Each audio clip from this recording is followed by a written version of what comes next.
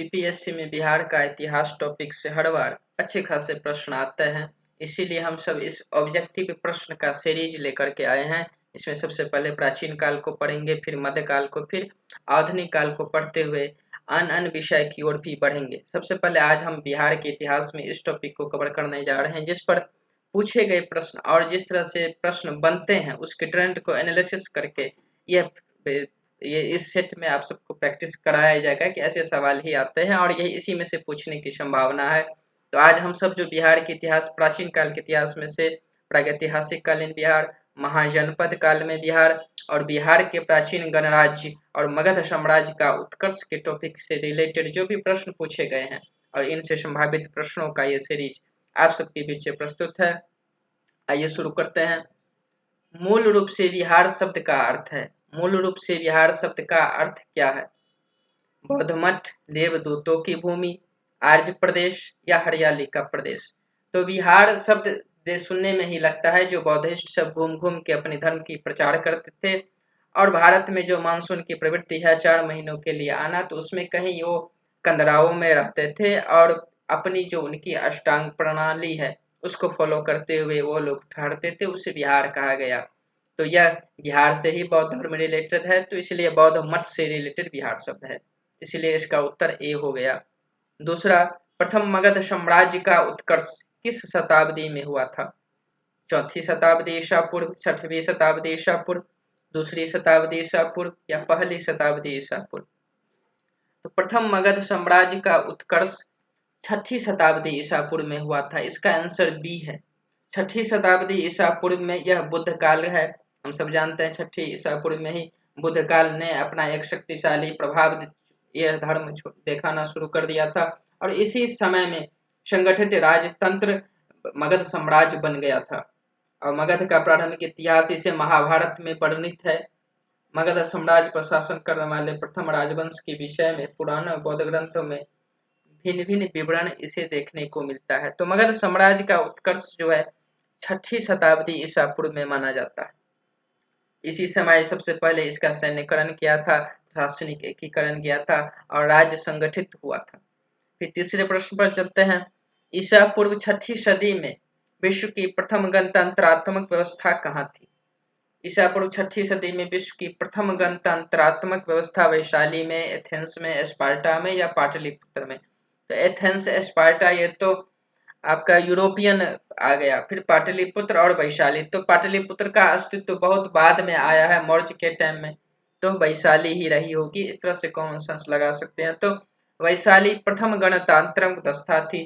16 महाजनपद थी, 10 गणतंत्र थे, जिनमें से विश्व की प्रथम गणतंत्र व्यवस्था वैशाली। गणतंत्र की हम लोग परिभाषा पढ़ते हैं जिसे आधुनिक समय में टर्मिनोलॉजी के रूप में लोकतंत्र कहते हैं। गणतंत्र अर्थात लोगों का तंत्र, लोगों के लिए, लोगों का लोगों के द्वारा। विश्व का पहला गणतंत्र वैशाली में किसके द्वारा स्थापित किया गया था? उसी से रिलेटेड है। मौर्य द्वारा, नंद वंश द्वारा या गुप्त वंश द्वारा या लिच्छवी वंश द्वारा?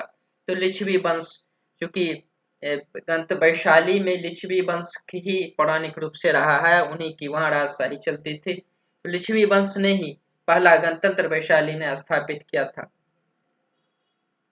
बिंबिसार ने निम्नलिखित किस राज्य से वैवाहिक संबंध स्थापित नहीं किया? बिंबिसार वैवाहिक संबंध स्थापित करके बहुत सारे अपने साम्राज्य का विस्तार किए थे।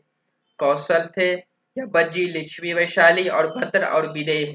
तो कौशल की राजा प्रसेनजित की बहन कौशल्या से इन्होंने विवाह किए थे। वज्जी लिच्छवी की चेतक की पुत्री से उन्होंने विवाह किए थे बिंबिसार ने। भद्र जो वर्तमान की पंजाब राज्य में पड़ते हैं, उनकी भी राजकुमारी से बिंबिसार ने विवाह संबंध स्थापित किए थे, लेकिन विदेह से नहीं किए थे। विदेह जो वर्तमान की मिथिला क्षेत्र में पड़ता है, तो बिंबिसार ने विदेह क्षेत्र से वैवाहिक संबंध स्थापित नहीं किए थे। राजकुमारी चेलना कौन थी? चेलना बज्जी लिच्छवी राजकुमारी थी, कौशल राज की पुत्री या भद्र राजकुमारी या इनमें से कोई नहीं? वज्जी लिच्छवी राजकुमारी थी चेलना। कौशल राज की पुत्री कौशल्या थी, भद्र राजकुमारी कोई और थी, तो राजकुमारी चेलना वज्जी लिच्छवी राजकुमारी थी। निम्नलिखित किस राजा ने वैवाहिक नीति अपनाकर अपने राज्य की स्थिति मजबूत की? अभी हम सब ने पढ़ा अजात शत्रु उदयन बिंबिसार, तो बिंबिसार ही ऐसे राजा थे जिन्होंने वैवाहिक संबंध इन्होंने 3 विवाह किया, कौशल में, भद्र में और लिच्छवी राज्य में अर्थात वैशाली में। तो अजात तो इसलिए बिंबिसार हुए जो वैवाहिक नीति अपना करके अपने राज्य की स्थिति मजबूत की। अजात शत्रु के वंश का नाम क्या था? अजात शत्रु के वंश का नाम मौर्य वंश था, नंद वंश था, हर्यक या गुप्त वंश था। अजात शत्रु हर्यक वंश के थे, हर्यक वंश के ही बिंबिसार थे, बिंबिसार के ही पुत्र अजात शत्रु थे और अजात शत्रु के ही पुत्र उदयन थे जो अंतिम शासक थे हर्यक वंश के। तो अजात शत्रु के वंश का नाम हर्यक वंश था।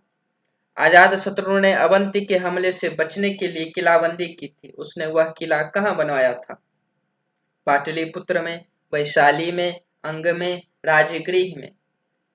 अजात शत्रु अवंती के हमले से बचने के लिए राजगृह में किलाबंदी की थी। पाटलिपुत्र तो ये उसके बाद बना राजधानी, तो उसमें किलाबंदी करने का कोई प्रश्न ही नहीं आता है। वैशाली कभी राजधानी रहा ही नहीं और अंग भी अलग प्रदेश था जो कि मिला हुआ था लेकिन राजधानी नहीं थी, तो राजगृह राजधानी हुआ करती थी, वहां किलेबंदी किया। तो अवंती के हमले से बचने के लिए राजगृह को किलाबंदी किए थे। पढ़ते हैं 10वें प्रश्न की ओर।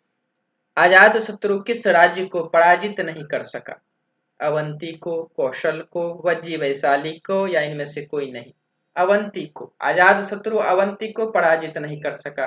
कौशल, चूंकि उसकी एक माँ हमने देखा कि बिंबिसार विवाह कौशल और वज्जी वैशाली से में वैवाहिक संबंध था, तो कौशल जो अजात शत्रु के सौतेले भाई थे, उनके उनके जो नाना के द्वारा दिए गए दान दक्षिणा थे वो अजात शत्रु को नहीं सौंपने के कारण वज्जी वैशाली पर उन्होंने हमला कर दिए और कौशल पर भी उन्होंने हमला करके जीत लिया, लेकिन अवंती को पराजित नहीं कर सका। तो अजात शत्रु अवंती को पराजित नहीं कर सके। 11वें प्रश्न है, मगध की प्रारंभिक प्रथम राजधानी कौन सी थी? मगध की प्रारंभिक प्रथम राजधानी पाटलिपुत्र, वैशाली, गिरिव्रज, राजगृह या चंपा? मगध की प्रारंभिक और प्रथम राजधानी गिरिव्रज थी, राजगृह थी। पाटलिपुत्र सबसे अंत में बना है, सबसे पहले गिरिव्रज राजगृह थी प्रथम राजधानी मगध की। किस शासक द्वारा सर्वप्रथम पाटलिपुत्र का राजधानी के रूप में चयन किया गया? पाटलिपुत्र का चयन राजधानी के रूप में किस शासक के द्वारा किया गया? अजातशत्रु द्वारा, कालाशोक द्वारा, उदयन द्वारा या कनिष्क द्वारा? उदयन द्वारा। उदयन द्वारा पाटलिपुत्र को राजधानी के रूप में चयन किया गया। यह संभावित प्रश्न है, पूछ सकता है। उदयन चूंकि हर्यक वंश के सबसे अंतिम शासक थे, उसके बाद शुंग वंश आ जाते हैं, तो इनके सर्वप्रथम पाटलिपुत्र के राजधानी के रूप में उदयन द्वारा पाटलिपुत्र के राजधानी रूप में चयन किया गया, उदयन थे। उदयन के बाद मगध साम्राज्य पर किस राजवंश का शासन स्थापित हुआ? नंदवंश, शुंग वंश, शिशुनाग वंश या मौर्य वंश? शिशुनाग वंश। अभी हम सब ने देखा शिशुनाग वंश ने उदयन के मगध साम्राज्य पर राजवंश का स्थापित हुआ, जो हर्यक वंश के थे। उसके बाद शिशुनाग वंश का राजवंश का शासन स्थापित हुआ। किस मगध सम्राट ने स्वयं को एकराट का? ये उपाधि से संबंधित सवाल है। बिंबिसार ने, अशोक ने, अजात शत्रु ने या महापद्म नंद ने? नंद वंश के महापद्म नंद ने स्वयं को एकराट कहा और यह मगध सम्राट जो एक उपाधि धारण करने की थी, तो महापद्म नंद ने जो नंद वंश के थे ये एकराट की उपाधि धारण की। नंद वंश के पश्चात मगध पर किस राजवंश ने शासन किया? मौर्य, शुंग, गुप्त या कुषाण? नंद वंश के पश्चात मगध पर मौर्य वंश ने शासन स्थापित किया। नंद वंश के सबसे अंतिम शासक घनानंद थे, जिनको हत्या करके मौर्य वंश का शासन स्थापित हुआ। और जानते हैं मौर्य के पीछे चाणक्य का हाथ था, विष्णुगुप्त भी कहते हैं। अगले प्रश्न की ओर बढ़ते हैं। तो निम्नलिखित में से मगध का कौन सा राजा सिकंदर महान का समकालीन था? सिकंदर महान का समकालीन महापद्म नंद, घनानंद, शुक्ल या चंद्रगुप्त मौर्य? तो घनानंद जो था वो मगध का सबसे सिकंदर महान का समकालीन था और नंद वंश का अंतिम शासक। जो राजा सिकंदर महान का समकालीन था। घनानंद, तो आंसर बी हो गया। मगध में मौर्य वंश के शासन की स्थापना किसने की थी? मगध में मौर्य वंश के शासन की स्थापना सम्राट अशोक ने, चंद्रगुप्त मौर्य ने, बिंदुसार ने, या इनमें से किसी ने नहीं। बी होगा इसका आंसर, चंद्रगुप्त मौर्य ने मौर्य वंश के शासन की स्थापना की थी। पाटलिपुत्र में स्थित चंद्रगुप्त का महल मुख्यतः बना था ईंटों का, पत्थर का, लकड़ी का, मिट्टी का। ये पूछा भी गया प्रश्न है, लकड़ी का बना था। पाटलिपुत्र में चंद्रगुप्त का महल लकड़ी का बना हुआ था। आंसर सी होगा इसका। जिसके ग्रंथ में चंद्रगुप्त मौर्य का विशिष्ट रूप से वर्णन हुआ है वह है भास, शूद्रक, विशाखादत्त या अश्वघोष। इसकी आंसर सी होगा, विशाखादत्त। विशाखादत्त में चंद्रगुप्त मौर्य का विशिष्ट रूप से वर्णन हुआ है, तो इसलिए इसका आंसर सी हो जाएगा। निम्नलिखित में से किस मौर्य राजा ने दक्कन की विजय की थी? दक्कन की विजय अशोक ने, चंद्रगुप्त, बिंदुसार या कुणाल ने? तो दक्कन की विजय चंद्रगुप्त मौर्य ने की। मौर्य के टाइम में ही मगध साम्राज्य का दक्षिण की ओर विस्तार भी बढ़ा और बाद चंद्रगुप्त मौर्य ने अंतिम समय में जैन धर्म अपना करके इसी दक्कन की पहाड़ियों में तपस्या करने चले गए। तो दक्कन की विजय चंद्रगुप्त मौर्य ने की। कौटिल्य का अर्थशास्त्र कितने अधिकरणों में विभाजित है? कौटिल्य के अर्थशास्त्र काफी चर्चित पुस्तक है। यह 15 अधिकरण में विभाजित है। मौर्य काल में शिक्षा का सर्वाधिक प्रसिद्ध केंद्र था।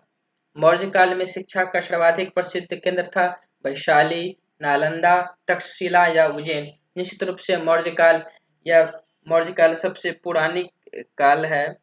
मौर्य काल की जो 321 से 184 ईसा पूर्व, तो यह इस सबसे पुराने टाइम है, तो यह तक्षशिला ही होगा। ये कॉमन सेंस अगर देखें तो मौर्य काल में एक तक्षशिला सबसे सर्वाधिक प्रसिद्ध केंद्र था, जहाँ पर की फिलोसफी, जहाँ पर लेक्चरर कनिष्क हुआ करते थे, विष्णुगुप्त। तो इसका आंसर सी होगा, मौर्य काल में शिक्षा का सर्वाधिक प्रसिद्ध केंद्र तक्षशिला। पाटलिपुत्र को इनमें से किस शासक ने सर्वप्रथम अपनी राजधानी बनाई? चंद्रगुप्त मौर्य, अशोक महान, चंद्रगुप्त विक्रमादित्य या कनिष्क? चंद्रगुप्त मौर्य ने। चंद्रगुप्त पाटलिपुत्र को इसमें से सर्वप्रथम राजधानी चंद्रगुप्त मौर्य ने बनाई। मेगास्थनीज की पुस्तक का नाम क्या है? मेगास्थनीज की पुस्तक का नाम अर्थशास्त्र, ऋग्वेद, पुराण, इंडिका। तो इसकी आंसर इंडिका है। मेगास्थनीज सेल्यूकस निकेटर सीरिया के राजा के दूत थे, जो बिंदुसार के समय भारत में आए थे, और इन्होंने यहाँ की पाटलिपुत्र की प्रशासन से संबंधित इंडिका नामक पुस्तक लिखी। इसकी आंसर डी हो जाएगा 25 का। वह स्रोत जिसमें पाटलिपुत्र के प्रशासन का वर्णन उपलब्ध है, अभी हम सब ने पढ़ा, दिव्यावदान, अशोक के शिलालेख, इंडिका या अर्थशास्त्र? तो इंडिका है इसमें के पाटलिपुत्र के प्रशासन का वर्णन उपलब्ध है। सेंड्रोकोटस से चंद्रगुप्त मौर्य की पहचान किसने की थी? William Jones, D.R. Bhandarkar, R.K. Mukherjee, B.A. Smith? तो विलियम जोन्स ने चंद्रगुप्त मौर्य की पहचान सेंड्रोकोटस से की थी, इसलिए इसका आंसर ए हो जाएगा 27 का। अर्थशास्त्र के अनुसार सीता भूमि का अभिप्राय है। यह बहुत बार पूछा गया है और यह फिर बार बार पूछ सकता है, फिर से आ सकता है। न जोती जाने वाली अनुपयोगी भूमि या ब्राह्मणों के स्वामित्व वाली भूमि, जनजातियों द्वारा जोती जाने वाली भूमि या वनीय भूमि? तो जनजातियों द्वारा जोती जाने वाली भूमि को ही अर्थशास्त्र के अनुसार सीता भूमि का कहा गया है। सीता भूमि अर्थात जनजातियों का भूमि। और इस तरह से सीताध्यक्ष भी हम देखने को मिलते हैं मौर्य साम्राज्य में। सीताध्यक्ष वो हो जाता है जो सरकार के, राजा के अधीन जो भूमि होता था, उस भूमि को देखरेख करने वाले को सीताध्यक्ष कहा जाता था। तो इसमें कंफ्यूज मत होइएगा कि सीता भूमि का अभिप्राय जनजातियों का भूमि, और सीताध्यक्ष का मतलब राज्य के भूमि के विभाग के जो प्रमुख होते हैं उसे सीताध्यक्ष कहते हैं, जो राजा के स्वामित्व वाली भूमि होती है। इसलिए अर्थशास्त्र को सीता भूमि का अभिप्राय जनजाति द्वारा जोती जाने वाली भूमि। तो 28 का आंसर सी हो जाएगा। 29 में केवल वह स्तंभ जिसमें अशोक ने स्वयं को मगध का सम्राट बताया है, मस्की का लघु शिलालेख, रुमिनदेई अभिलेख, रानी का स्तंभ लेख या भाब्रू शिलालेख? तो वह स्तंभ जिसमें अशोक ने स्वयं को मगध का सम्राट बताया है वो सिर्फ है मस्की का लघु शिलालेख। मस्की का लघु शिलालेख जिसमें अशोक ने स्वयं को मगध का सम्राट बताया, जिसका आंसर ए हो जाएगा 29 का। 30 है अशोक के शिलालेख में प्रयुक्त भाषा है संस्कृत, प्राकृत, पाली या हिंदी। तो इसकी आंसर हो जाएगा पाली। अशोक की शिलालेख पाली भाषाओं में है। पाली भाषा में जो हम गौतम बुद्ध की भी धर्म प्रचार की भाषा क्या थी, पाली थी। और बौद्ध जैन की क्या थी, प्राकृत थी। तो अशोक के शिलालेख में प्रयुक्त भाषा पाली है, सी 30 का। 31 है अशोक के ब्राह्मी अभिलेखों को सर्वप्रथम किसने पढ़ा था? बी.एन. मिश्रा ने, एच.डी. शंकालिया ने, एस.आर. गोयल ने और प्रिंसेप ने। जेम्स प्रिंसेप ने पढ़ा था। अशोक के ब्राह्मी अभिलेखों को सर्वप्रथम जेम्स प्रिंसेप ने पढ़ा था। एशियाटिक सोसाइटी भारत में भारतीय इतिहास को अध्ययन रिसर्च करने के लिए अंग्रेज अधिकार ने ही बंगाल में बनाया था। और वही अंग्रेज सभी भारतीय इतिहास को पढ़ करके जो जानकारी दी है वही हमारे भारतीय इतिहास का आधार ही है। हमारी भारत सरकार तो बस पश्चिमी डाटा पर ही निर्भर करते हैं। तो इसकी आंसर डी हो गया। अशोक के ब्राह्मी अभिलेख को सर्वप्रथम प्रिंसेप ने पढ़ा था। सम्राट अशोक के पिता थे। इसमें ये आधार कार्ड बनाने वाला बात आ गया। इसके माता पिता के क्या नाम है? तो बिंबिसार, बिंदुसार, चंद्रगुप्त मौर्य या बृहद्रथ। तो ये बिंदुसार थे। सम्राट अशोक के पिता का नाम बिंदुसार थे। गुप्त सम्राट जिसने हुनों को पराजित किए थे? समुद्रगुप्त, चंद्रगुप्त द्वितीय, स्कंदगुप्त, रामगुप्त। अब यह झगड़ा लड़ाई वाला बात आ गया।